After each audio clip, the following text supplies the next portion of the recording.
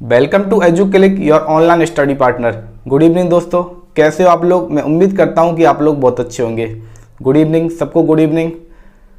तो आज आपकी इंग्लिश की क्लास स्टार्ट हो रही है। जैसा कि मैंने आपको कल बताया था कि मैं आपकी इंग्लिश की क्लास स्टार्ट करने वाला हूं और इंग्लिश में हम सबसे पहले पढ़ेंगे इंग्लिश ग्रामर के बारे में। और मैं आपको इंग्लिश का सिलेबस बता देता हूं एक बार कि इंग्लिश में हम क्या क्या पढ़ने वाले हैं, ग्रामर में हम क्या क्या पढ़ने वाले हैं, ठीक है। और उनको हम अच्छे से पढ़ेंगे, डीपली पढ़ेंगे, पूरा बेसिक जानेंगे। उसके बाद हम अपने टॉपिक पे आएंगे। ओके, ये नहीं है कि हम डायरेक्ट कि जैसे 10th स्टार्ट करते हैं तो डायरेक्ट हम 10th से पढ़ाने लग जाएं, ऐसा बिल्कुल नहीं है। 10th से पहले हम इंग्लिश का पूरा बेसिक पढ़ेंगे और उसके बाद हम 10th को पढ़ेंगे। ओके, तो चलिए फिर एक काम कीजिए, आप ज़्यादा से ज़्यादा अपने दोस्तों को शेयर कर दीजिए, उनको बुला लीजिए, उनको बता दीजिए कि इंग्लिश की क्लास स्टार्ट हो गई है एजुक्लिक पर।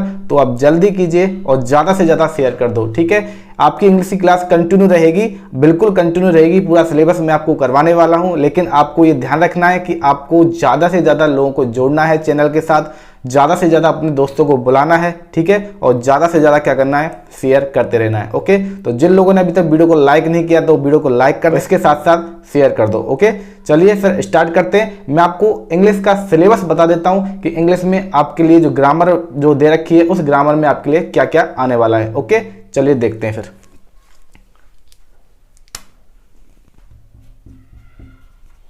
इंग्लिश ग्रामर,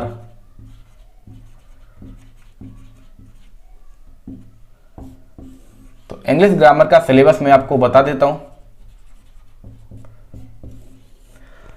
आपका जो पहला टॉपिक रहने वाला है वो है टेंस। और टेंस में हम पढ़ने वाले हैं 3 tense, present, past and future. दूसरा जो टॉपिक है वो है क्लॉजेज। तीसरा जो टॉपिक रहने वाला है वो है active and passive voice, passive voice. चौथा जो अपना टॉपिक है वो है नरेशन। तो नरेशंस में क्या आता है, direct and indirect speech, direct and indirect speech, ठीक है। पांचवा जो टॉपिक है मॉडल्स दे रखे हैं। और जो छठवां जो टॉपिक है वो है सेंटेंस रीऑर्डरिंग, सेंटेंस रीऑर्डरिंग, ठीक है।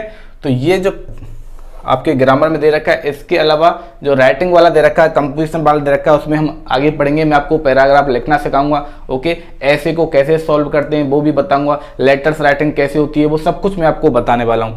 तो हमारा जो पहला टॉपिक है टेंस, तो हम टेंस के बारे में पढ़ेंगे। लेकिन टेंस पढ़ने से पहले मैं आपको ये बता देता हूं कि जो इंग्लिश के जो लेटर्स होते हैं, ठीक है, यानी कि अंग्रेजी के अक्षरों से बना हुआ समूह क्या कहलाता है, शब्द कहलाता है। यानी कि ग्रुप ऑफ अल्फाबेट्स क्या कहलाता है, एक वर्ड कहलाता है।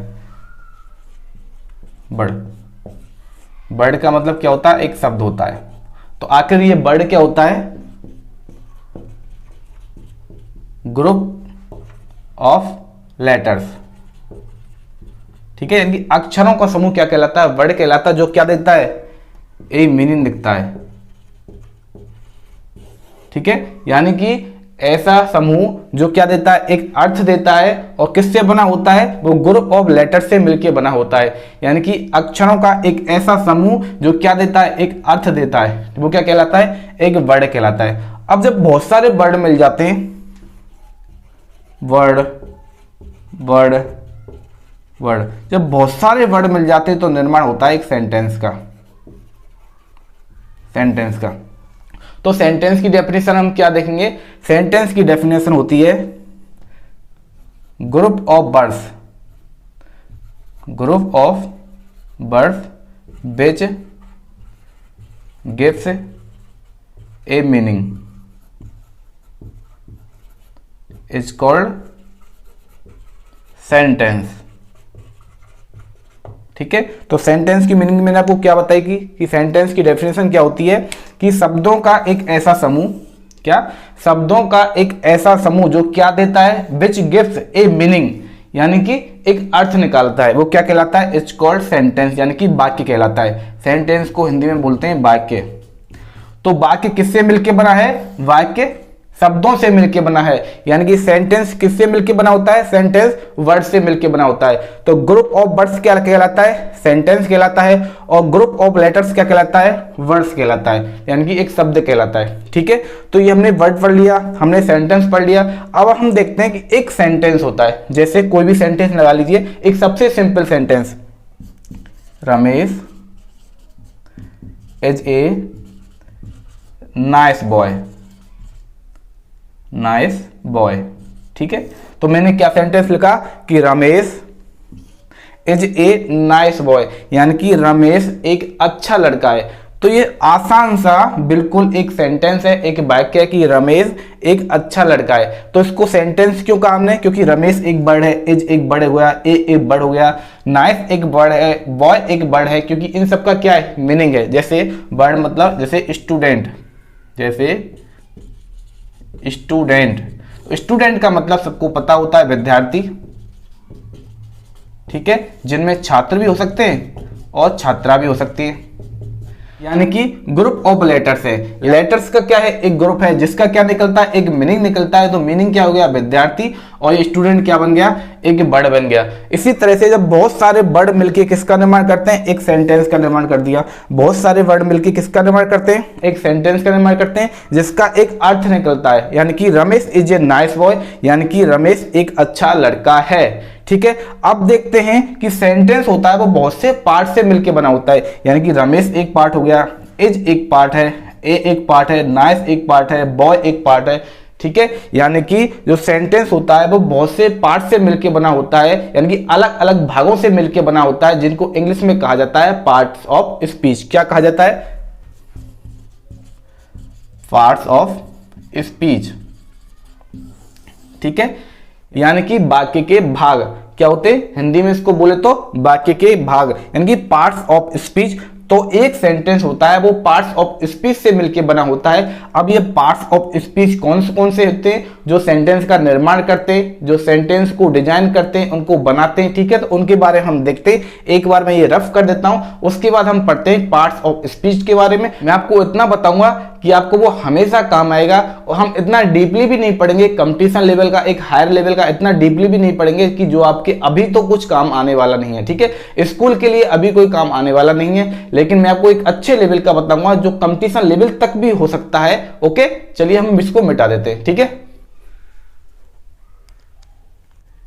तो मैंने आपको क्या बताया था? मैंने आपको वर्ड्स के बारे में बता दिया, एक वर्ड के बारे में बता दिया। ठीक है, वर्ड से मिलकर बना होता है एक सेंटेंस। तो सेंटेंस के बारे में मैंने आपको क्या बताया था कि सेंटेंस क्या होता है? Group of words, word which give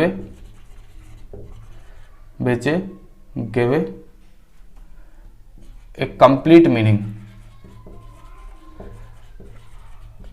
एक कंप्लीट मीनिंग वो क्या कहलाता है? एक सेंटेंस कहलाता है। यानी कि हम जो भी कुछ बोलते हैं, ठीक है, जो भी कुछ लिखते हैं, तो क्या करते हैं? हम शब्दों के एक समूह का उपयोग करते हैं। शब्दों के एक समूह का उपयोग करते हैं, और शब्दों का वह समूह क्या कहलाता है? वह समूह ही सेंटेंस कहलाता है, और हिंदी में इसको क्या कहा जाता है? वाक्य कहा जाता है। अब देखते हैं हम types of sentence.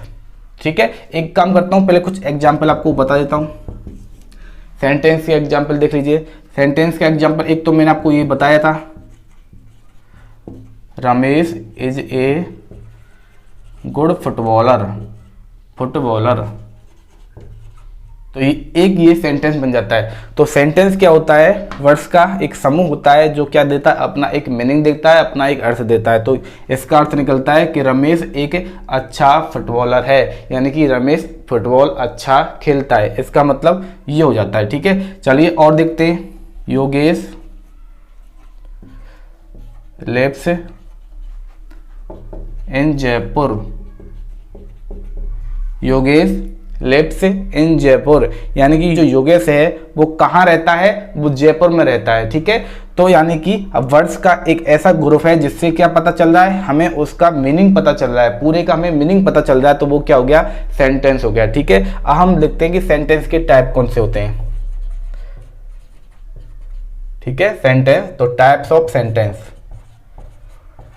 Types of sentence यानी कि वाक्यों के प्रकार। तो इंग्लिश में वाक्यों के 5 प्रकार होते हैं, यानी कि 5 टाइप होते हैं।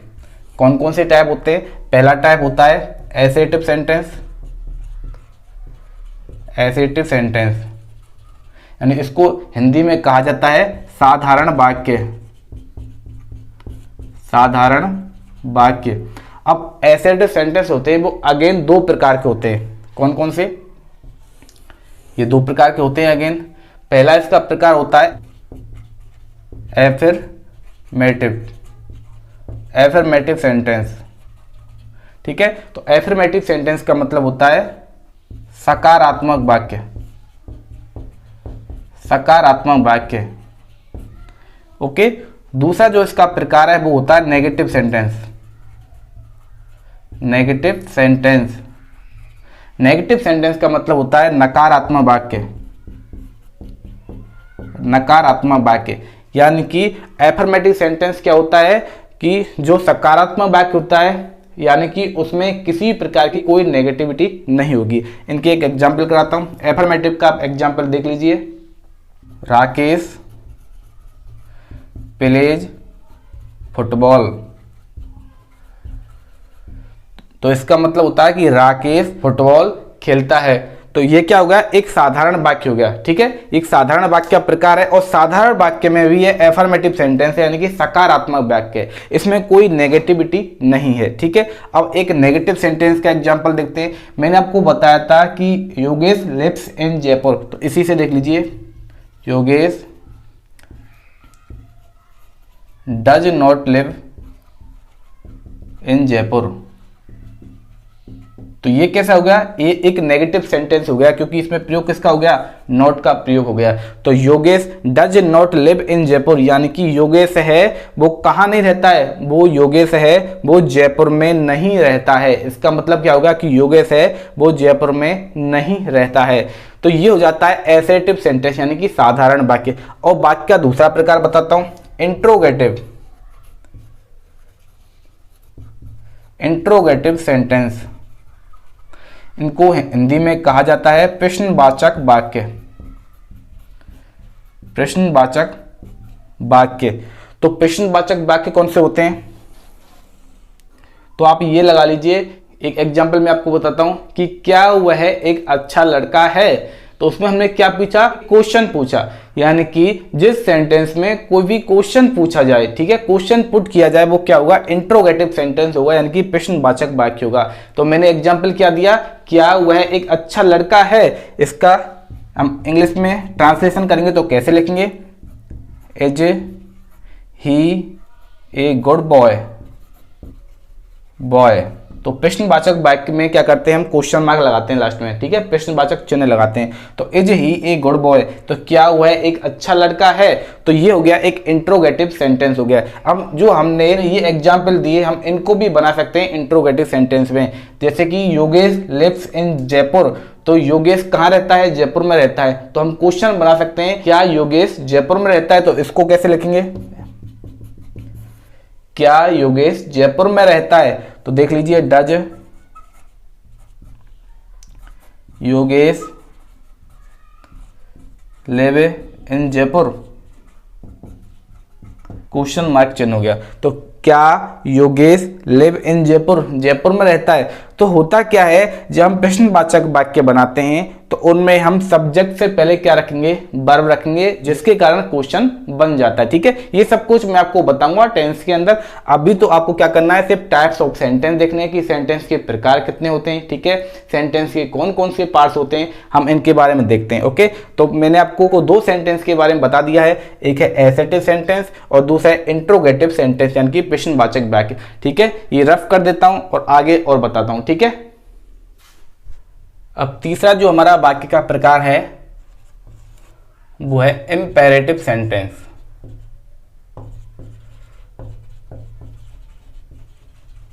Imperative sentence. इंपेरेटिव सेंटेंस क्या होते हैं? वे सेंटेंस जिनमें क्या होता है, हम किसी को आज्ञा देते हैं, ठीक है, हम किसी को सलाह देते हैं या हम किसी से मदद मांगते हैं। तो इनमें क्या की जाती है? इंपेरेटिव सेंटेंस में क्या किया जाता है?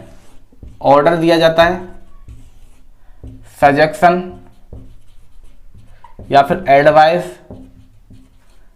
ठीक है, दिया जाता है। और इसके साथ साथ हम किसी के क्या कर सकते हैं, रिक्वेस्ट कर सकते हैं। तो जिन वाक्यों में ऑर्डर, एडवाइस और रिक्वेस्ट होती है वो वाक्य क्या कहलाते हैं, इंपेरेटिव सेंटेंस कहलाते हैं। इंपेरेटिव सेंटेंस को हिंदी में बोलते हैं आज्ञा सूचक शब्द, आज्ञा सूचक वाक्य, आज्ञा सूचक वाक्य इसको हिंदी में कहा जाता है। इनके एग्जाम्पल बताता हूं मैं आपको। हम क्या कर रहे हैं, किसी को ऑर्डर दे रहे हैं, क्या दे रहे हैं, ऑर्डर दे रहे हैं। तो bring me a glass of water, इसका मतलब क्या होता है, ये ऑर्डर दिया जा रहा है। क्या दिया जा रहा है, ऑर्डर दिया जा रहा है। यानी कि bring me a glass of water, मुझे पानी का एक गिलास लाकर दो, यानी कि मुझे पानी का गिलास चाहिए। ठीक है, क्या चाहिए, मुझे पानी चाहिए। इसका मतलब क्या है कि मुझे पानी चाहिए, यानी कि मुझे पानी लाकर दो। तो ये क्या दिया गया, ये ऑर्डर दिया गया। ठीक है, और बताता हूं ऑर्डर के बारे में ही। Don't play hair, don't play hair, इसमें भी क्या दिया गया है, ऑर्डर दिया गया है। डोंट प्ले हेयर का मतलब है कि यहां पर मत खेलो। क्या दिया गया है कि यहां पर नहीं खेलना है। ठीक है, यहां पर नहीं खेलना है तुम लोगों को। इसका मतलब क्या होता है कि डोंट प्ले हेयर, कि यहां पर मत खेलो। ये क्या दिया गया है, ये भी एक ऑर्डर दिया गया है। अब हम बात करते हैं रिक्वेस्ट की। रिक्वेस्ट यानी कि निवेदन करना। तो प्लीज, निवेदन के लिए हम लगाते हैं ना सबसे पहले, please lend me your book. इसका मतलब क्या हुआ, कृपया तुम मुझे अपनी पुस्तक दोगे। ठीक है, यानी तुम मुझे क्या दोगे, अपनी पुस्तक दोगे। कि हम किसी दूसरे से रिक्वेस्ट कर रहे हैं कि क्या हुआ, अपनी बुक हमको दे सकता है। ठीक है, तो हम दूसरे क्या कर रहे हैं, रिक्वेस्ट कर रहे हैं कि भाई तुम अपनी पुस्तक को मेरे को दे दो। ठीक है, तो please lend me your book, तो क्या तुम मुझे अपनी बुक दोगे। इसका मतलब यानी कि कृपया मुझे तुम्हारी पुस्तक को दे दो। ठीक है, ये क्या कर रहा है, रिक्वेस्ट कर रहा है। अब बात करते हैं एडवाइस की। एडवाइस यानी कि सलाह देना। Work hard to succeed, work hard to succeed, इसका मतलब क्या है कि वर्क हार्ड यानी कि कठिन परिश्रम करोगे तो क्या मिलेगी, सफलता मिलेगी। तो इसमें क्या दी गई है, किसी दूसरे को एडवाइस दी गई है कि यदि आप अच्छा वर्क करते हो, हार्ड वर्क करते हो तो आपको सफलता जरूर मिलेगी। तो ये क्या देते हैं, हम सलाह देते हैं ना किसी को, तो वही होती है एडवाइस यानी कि सलाह। हमने किसी से रिक्वेस्ट की प्लीज तुम मुझे अपनी पुस्तक दे दो। ठीक है, हमने किसी को ऑर्डर दिया कि जाओ और एक गिलास पानी लेकर आओ, तो ये क्या हो गया, ऑर्डर। हमने किसी को ऑर्डर दिया कि यहां पर मत खेलो, तो ये क्या हो गया, ऑर्डर। ठीक है, तो ये सारे आते हैं इंपेरेटिव सेंटेंस के अंदर। किन के अंदर आते हैं, इंपेरेटिव सेंटेंस के अंदर आते हैं, जिनको कहा जाता है आज्ञा सूचक वाक्य। ठीक है, अब जो अपना नेक्स्ट सेंटेंस का प्रकार है वो है optative sentence. Optative, optative sentence. तो ऑप्टेटिव सेंटेंस क्या होते हैं, एक बार ये रफ कर देता हूं फिर बाद में इसको बता देता हूं। ठीक है,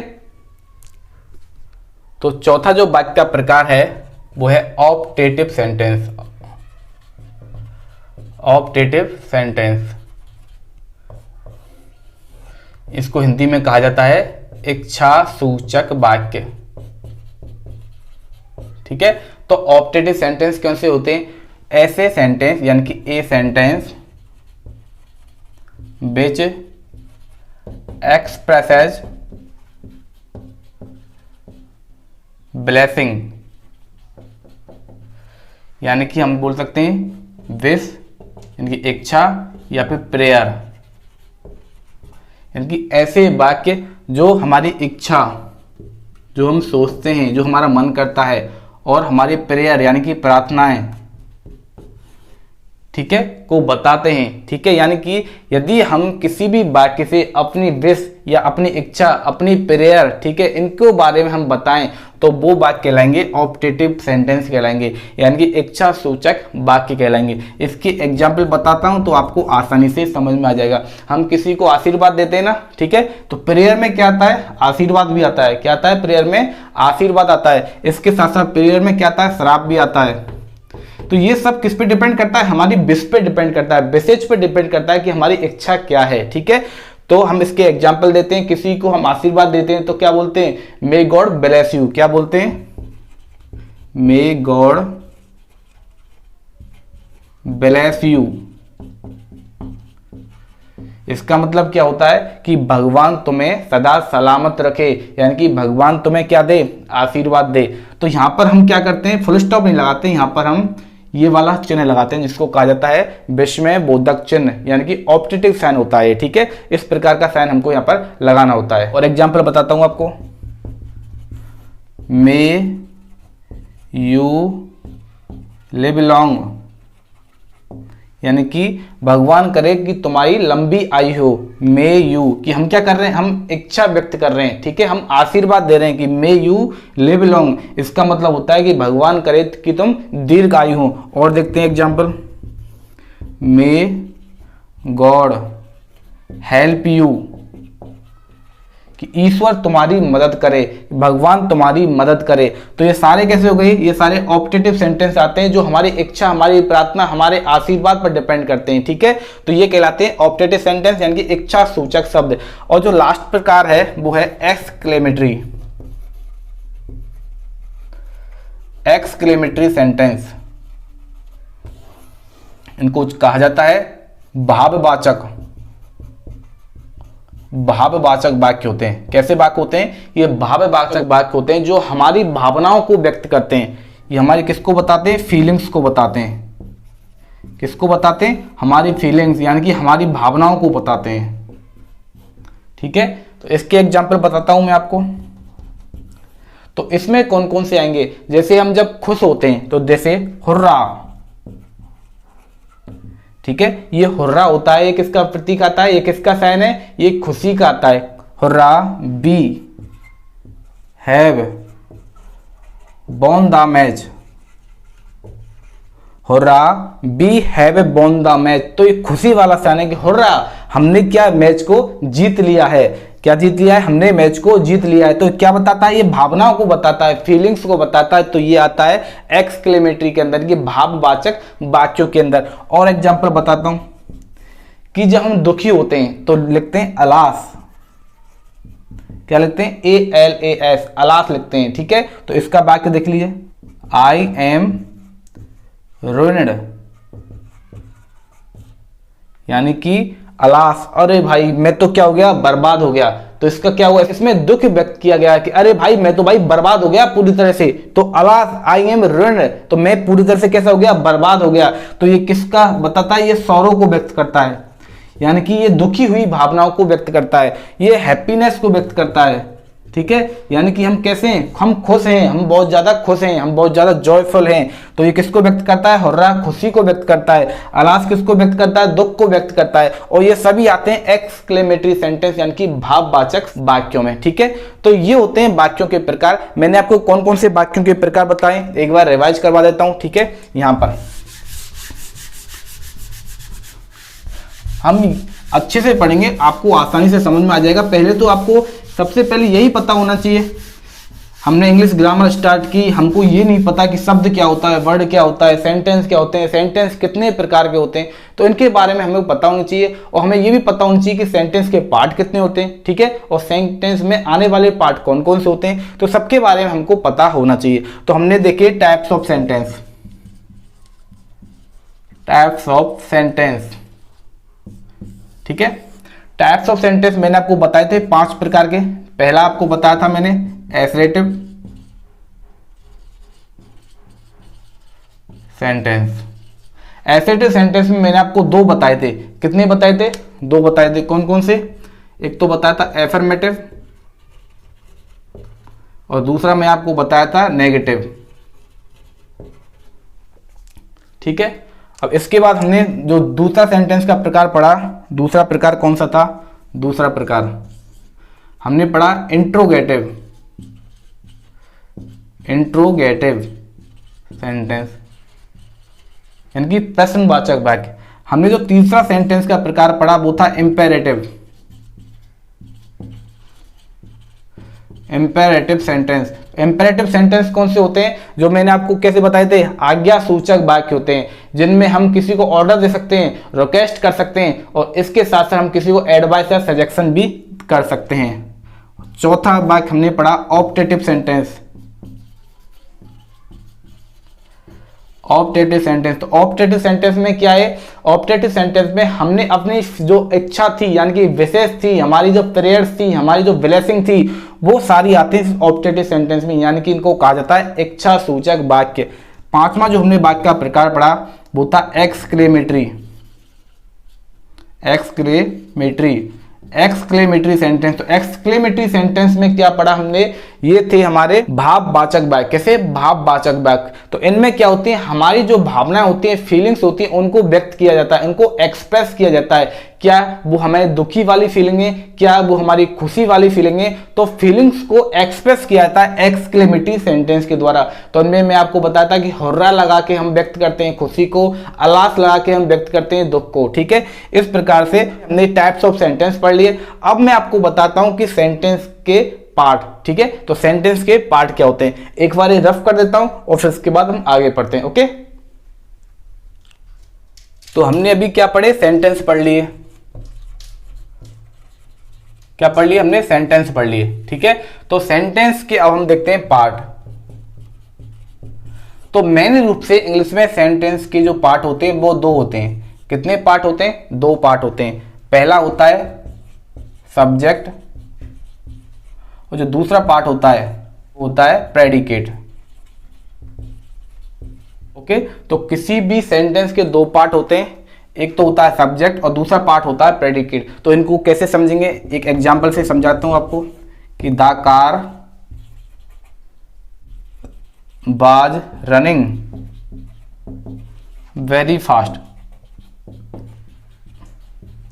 ये एग्जाम्पल हो गया कि the car was running very fast. इसका हिंदी अर्थ होता है कि कार थी वो बहुत तेज भाग रही थी, यानी कि बहुत तेज चल रही थी। ये इसका क्या हो गया, अर्थ हो गया। तो द कार ये क्या हो गया, सब्जेक्ट होता है। ठीक है, और सब्जेक्ट के अलावा जो भी कुछ बचा रह जाता है वो आ जाता है प्रेडिकेट के अंदर। प्रेडिकेट के अंदर अब आखिर सब्जेक्ट को हिंदी में कहा जाता है कर्ता और प्रेडिकेट को हिंदी में कहा जाता है विधेय।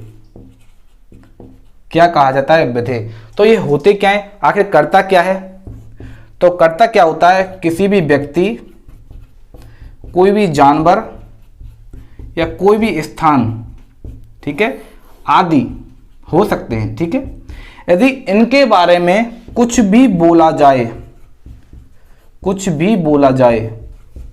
या कुछ भी कहा जाए, ठीक है, तो वो क्या कहलाता है, वो कहलाता है सब्जेक्ट, यानी कि वो कर्ता कहलाता है। और बाकी का जो बचा हुआ सेंटेंस का जो दूसरा पार्ट है जो प्रेडिकेट कहलाता है, वो सब्जेक्ट के बारे में कुछ ना कुछ बोलता है। ठीक है, तो सब्जेक्ट कौन सा होता है, सब्जेक्ट तो वो होता है कि जिसके बारे में सेंटेंस को फोकस किया गया है, यानी कि सेंटेंस में जिसके बारे में कुछ ना कुछ बताया गया है, कुछ ना कुछ बोला गया है, तो वो कहलाता है सब्जेक्ट। जैसे इस सेंटेंस में कि the car was running very fast, तो एक कार थी जो बहुत तेज चल रही थी, बहुत तेज भाग रही थी। तो किसके बारे में कहा गया है, द कार के बारे में कहा गया है, उस पर्टिकुलर कार के बारे में कहा गया है जो बहुत तेज भाग रही थी, बहुत तेज चल रही थी। तो ये द कार क्या हो गया, तो ये द कार हो गया सब्जेक्ट, यानी कि ये हो गया कर्ता, क्योंकि इसके बारे में ही बताया गया है। तो इसके बारे में किसने बताया, इसके बारे में इस वाले यहां से यहां तक बताया गया है कि वह कार कौन सी थी, इस कार की क्या विशेषता बताई गई है, इस कार की यह विशेषता बताई गई कि वह कार बहुत तेज भाग रही थी।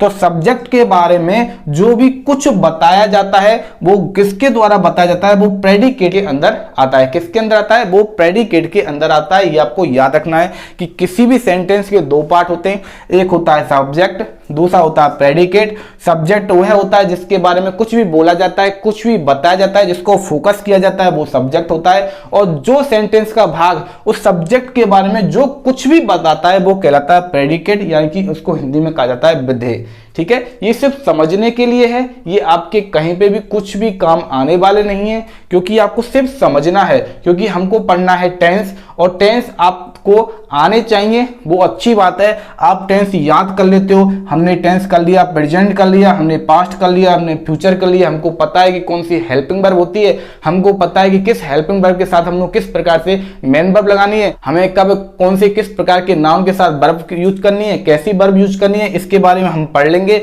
ठीक है, इससे हम छोटे मोटे सेंटेंस बनाना सीख लेंगे। लेकिन यदि आपको इंग्लिश को अच्छे से ही समझना है तो आपको बिल्कुल डीपली ही जाना पड़ेगा। आपको पता होना चाहिए कि आखिर सेंटेंस कौन से होते हैं, सेंटेंस के पार्ट क्या है। सेंटेंस के पार्ट पढ़ लिए, अब हम पढ़ते हैं कि सेंटेंस में ऐसे कौन कौन से पार्ट होते हैं। सेंटेंस क्योंकि सेंटेंस होता है वो बहुत सारे वर्ड से मिलकर बना होता है। मैंने आपको बताया था ग्रुप ऑफ वर्ड्स क्या कहलाता है, एक सेंटेंस कहलाता है।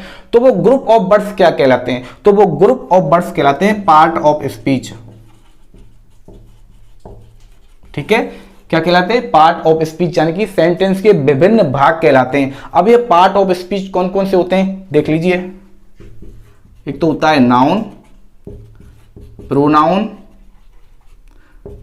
तीसरा होता है वर्ब, चौथा है एडवर्ब, पांचवा है एडजेक्टिव, छठवां है प्रीपोजिशन, सातवां है कॉन्जंक्शन, और आठवां है इंटरजेक्शन। ठीक है, ये होते हैं पार्ट ऑफ स्पीच, यानी कि सेंटेंस का निर्माण होता है इन 8 पार्ट से मिलके बना होता है। एक सेंटेंस होता है इन ही पार्ट से मिलके बना होता है। Noun, pronoun, verb, adverb, adjective, proposition, conjunction, interjection. ठीक है, अब ये आखिर होते क्या हैं, तो पार्ट ऑफ स्पीच के बारे में हम कल की क्लास में पढ़ेंगे। ठीक है, आज की क्लास हम यहीं खत्म करते हैं। मैंने आपको आज क्या बताया था, मैंने आपको बेसिक्स बताया है इंग्लिश ग्रामर का कि हमें वर्ड के बारे में पता होना चाहिए। वैसे तो ये कोई जानने वाली बात है नहीं है, लेकिन इनका आपको पता होना बहुत जरूरी है। ठीक है, पता होना चाहिए, आपके काम आए नहीं आए, लेकिन जब भी आप सेंटेंस बनाने की कोशिश करोगे तो आपको कम से कम इतना तो पता होना चाहिए कि सेंटेंस में कौन सा सब्जेक्ट होता है, कौन सा प्रेडिकेट होता है। अभी मैंने आपको क्या बता दिया, सेंटेंस के बारे में बता दिया, टाइप्स ऑफ सेंटेंस बता दिए। ठीक है, जब हम टेंस पढ़ेंगे तो इन टाइप्स ऑफ सेंटेंस का हम यूज करेंगे। तो आपको जब पहले से ही पता है कि इस प्रकार के सेंटेंस होते हैं वो इंट्रोगेटिव में आते हैं, इस प्रकार के सेंटेंस होते हैं वो एसेटिव में आते हैं, मतलब एसेटिव में एफर्मेटिव हो गया, ये नेगेटिव हो गया। ठीक है, हमने ऑब्जेक्टिव पढ़ लिए, इस प्रकार के सेंटेंस इंपेरेटिव में आते हैं, इस प्रकार के सेंटेंस एक्सक्लेमेटरी में आते हैं। तो आपको पहले से ही पता पड़ गया, तो टेंस में जब हम इनका यूज करेंगे तो आपको थोड़ा आसान हो जाएगा। ठीक है, वहां पे हम और मैं आपको रिवाइज करवा दूंगा तो आपको और अच्छे से समझ में आ जाएगा। ठीक है, तो आज की क्लास हम इतनी रखते हैं। मैं समझता हूं कि आपको ये जो मैंने आपको पढ़ाया वो समझ में आ गया होगा। अपनी जो नेक्स्ट क्लास होगी अब वो होगी मंडे को, क्योंकि अपने चैनल पे सैटरडे और संडे क्या रहती है, छुट्टी रहती है, कोई भी क्लास आपकी नहीं होती है। तो अपनी जो नेक्स्ट क्लास होगी वो मंडे को होगी। टाइम आपका यही रहेगा, शाम को 4 बजे 4 PM। ठीक है, आपका टाइम यही रहने वाला है, आपका टाइम यही रहने वाला है, ये 4 PM वाला, शाम को 4 बजे का। यदि आपको इस टाइम में कोई भी प्रॉब्लम आती है तो आप मुझे बता सकते हो। ठीक है, यदि ज़्यादा से ज़्यादा बच्चे कमेंट करके बताएंगे कि उनको ये टाइम एकदम सूटेबल है तो कोई प्रॉब्लम नहीं है, हम शाम के 4 बजे का ही टाइम रखेंगे। यदि उनको लगता है ज़्यादा बच्चों को कि ये टाइम उनको कोई प्रॉब्लम आ रही है, टाइम थोड़ा ऊपर नीचे करना है, तो आप मुझे कमेंट करके बता देना, टाइम हम एडजस्ट कर लेंगे। ओके, इसकी कोई प्रॉब्लम नहीं है। हमको इंग्लिश पढ़ानी है, आपको इंग्लिश पढ़नी है। ठीक है, उसके साथ साथ आपको क्या करना है, मैं जो आपको पढ़ाता जाऊँ वो आपको रिवाइज करना है। मैंने जो आपको एग्जाम्पल बताए वो एग्जाम्पल आपको वापस से कॉपी में लिखने हैं और उनके बारे में आपको सोचना है कि किस प्रकार के सेंटेंस का ये टाइप हो गया, इसमें कौन सा वाला पार्ट हो गया। ठीक है, अभी हम क्या करेंगे, हम पढ़ेंगे पार्ट ऑफ स्पीच। तो पार्ट ऑफ स्पीच की वैसे तो कितनी भी बड़ी क्लास लगा सकते हैं, यानी कि पार्ट ऑफ स्पीच 1 महीने में जाके कंप्लीट होता है वैसे तो, लेकिन मैं आपको इतना बता दूंगा कि आपको आसानी से ये समझ में आ जाएगा कि नाउन कौन कौन से होते हैं। ठीक है, इनका यूजेज क्या है, किस नाउन को हमको सिंगुलर मानना है, कौन सी नाउन हमको प्लूरल माननी है। ठीक है, इनका सबका कंफ्यूजन मैं आपको दूर कर दूंगा। हर एक पार्ट ऑफ स्पीच के बारे में मैं आपको अच्छे से समझा दूंगा, कई सारे एग्जाम्पल से आपको समझा दूंगा, क्योंकि इंग्लिश में आप जितने ज्यादा एग्जाम्पल निकालोगे उतना ही अच्छा है। ठीक है, हिंदी की ग्रामर हुई, संस्कृत की ग्रामर हुई, इंग्लिश की ग्रामर हुई, ये ग्रामर वाला पार्ट है, आप एग्जाम्पल से ज्यादा समझ सकते हो। ठीक है, आपको थ्योरी याद है, आपको रूल्स पता है, लेकिन आप जब तक एग्जाम्पल्स नहीं करोगे, आप जब तक ज्यादा से ज्यादा क्वेश्चन निकालने की कोशिश नहीं करोगे तो आपको आएगा ही नहीं। तो आपको क्या करना है, प्रैक्टिस करनी है, प्रैक्टिस करनी है और प्रैक्टिस ही करनी है। ठीक है, ये आपको समझ में आ गया होगा। ओके, तो अपन की क्लास अब खत्म हो चुकी है, हम मिलते हैं मंडे को। तो आपको आपको क्या करना है, इस वीडियो को लाइक करना है और चैनल को सब्सक्राइब करना है। इसके साथ में आपको चैनल को सब्सक्राइब करने के साथ में आपको क्या करना है, बेल आइकन दबा देना है, जिससे आपको चैनल से रिलेटेड हर एक नोटिफिकेशन अपडेट होती है वो आपको अवेलेबल हो जाएगी। ठीक है, तो वीडियो को लाइक करो दबा के और ज्यादा से ज्यादा शेयर करो ताकि और बच्चे भी साथ में जुड़ सके और वो भी अपनी तैयारी कर सके। जो लोग अभी इंग्लिश के साथ कनेक्ट हुए हैं उनको बताओ कि इंग्लिश भी क्लास स्टार्ट हो गई है, तो वो भी इंग्लिश की क्लास देखने आएंगे, उनको भी मजा आएगा और उनको भी फायदा पहुंचे क्योंकि उनकी इंग्लिश भी काफी इंप्रूव होने वाली है। ठीक है, चलिए मिलते हैं फिर अपनी नेक्स्ट क्लास में जो होगी मंडे को। तब तक आप हंसते रहिए, मुस्कुराते रहिए और शानदार तरीके से अपने घर बैठकर अपनी पढ़ाई को जारी रखिए। मिलते हैं मंडे की अपनी नेक्स्ट क्लास में।